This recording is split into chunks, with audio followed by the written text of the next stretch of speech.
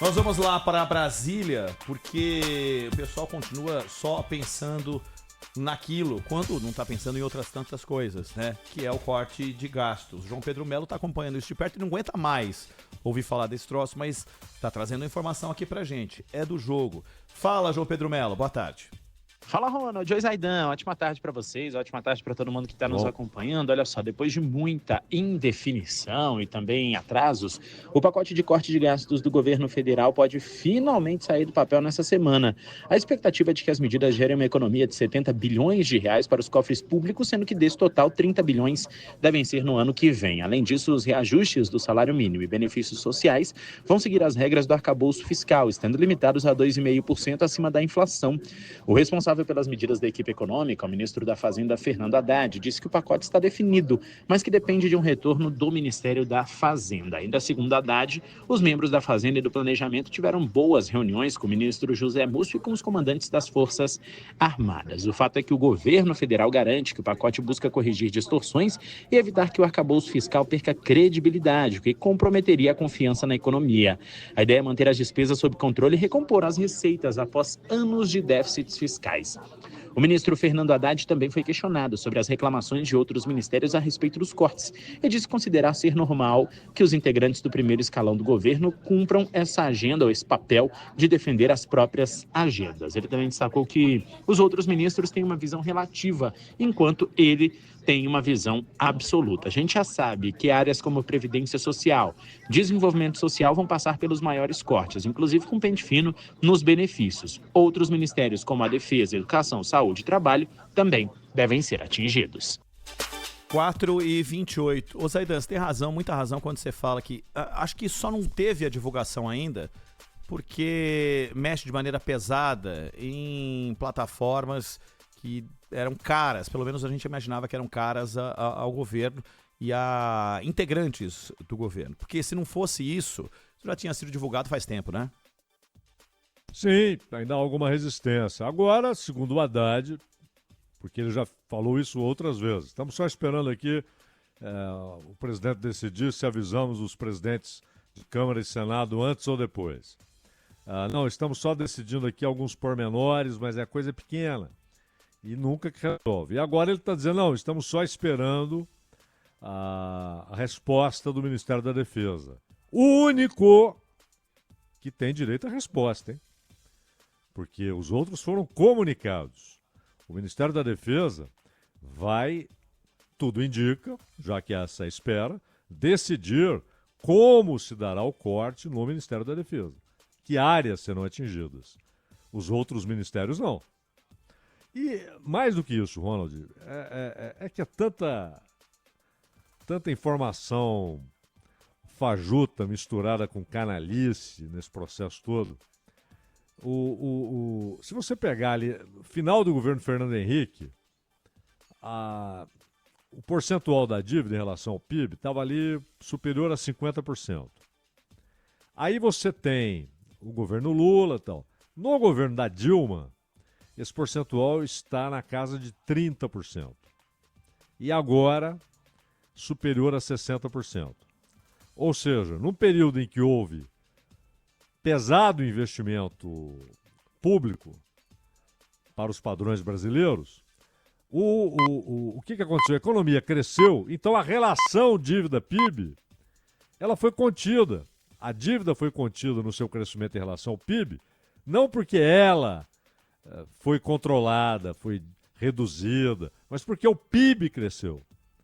Que é a melhor maneira de você ter uma relação saudável de dívida e produto interno bruto. É a sua economia crescendo. E, no entanto, num país em que claramente o investimento público é decisivo para o crescimento da economia, e todos os setores privados sabem disso, inclusive aqueles que vivem de subsídios com dinheiro público, e esse é um assunto que não entra na imprensa, não entra no Congresso, naquele debate naquela gritaria sobre necessidade de cortes, ninguém fala desses subsídios. E o mais importante, nos Estados Unidos, tem teto nos Estados Unidos? Não, o que há é um limite para toda a dívida. Aqui não. Aqui nós inventamos o primário e o nominal. E por que isso? O nominal não entra na discussão, ou seja, não há limite para pagamento de juros. É o mesmo dinheiro, sai do mesmo contribuinte, forma o mesmo orçamento, mas essa parte é intocável. Então fica essa discussão em cima de déficit primário e resultado primário. Por quê? Para atacar apenas os investimentos públicos, inclusive na área social. E é óbvio que vai chegar um momento que não haverá jeito de você permanecer com essa legislação fiscal, ainda mais que o governo quer agora que ela entre na Constituição. Quando foi derrubar aquela porcaria de teto fiscal, de teto de gastos, que estava na Constituição, então nós tivemos não uma nova emenda constitucional, é uma legislação que pode ser revogada, suspensa, substituída. Eles querem enfiar na Constituição de novo. E é teto. O Haddad falou para Mônica Bergamo a palavra teto. Ele considera sim que é um novo teto. Não tem essa de que agora não há teto. Há um teto. Só que ele continua atingindo os setores sociais, os investimentos públicos, inclusive infraestrutura, seja o que for, segurança, transporte, saúde e educação, previdência, benefício de prestação continuada e, ao mesmo tempo, poupa-se integralmente pagamento de juros. Nos últimos 12 meses, foram 819 bilhões de reais só para pagamento do custo financeiro, custo da dívida. E aí não tem jeito, vai chegar uma hora que realmente não será sustentável manter a garantia constitucional para a saúde e educação. Ou você derruba esses princípios fiscais que estão regendo o país, ou você vai ter de fazer isso. E aí você coloca até a existência, como é hoje, do SUS em risco. E qual será a consequência de tudo isso? Vamos privatizar, vamos fazer parceria, privatiza a educação, como muitos estados já estão fazendo. Vamos privatizar a área da saúde. Se faz lá em forma de parceria, inclusive com dinheiro do BNDES. É uma maravilha. Ou seja, são escolhas, né? São escolhas. Mas ficou provado, a história brasileira, não é da Indonésia, da China, do Canadá, é brasileira. Ficou demonstrado que você pode ter aumento do uso de recursos públicos para fins sociais, de infraestrutura, etc., e isso produzir crescimento econômico e manter a relação dívida-PIB saudável. E, ao contrário, com achatamento, como há nos últimos anos, do investimento público, é cada vez mais próxima a dívida do PIB. Então, mas eles querem insistir nisso por quê?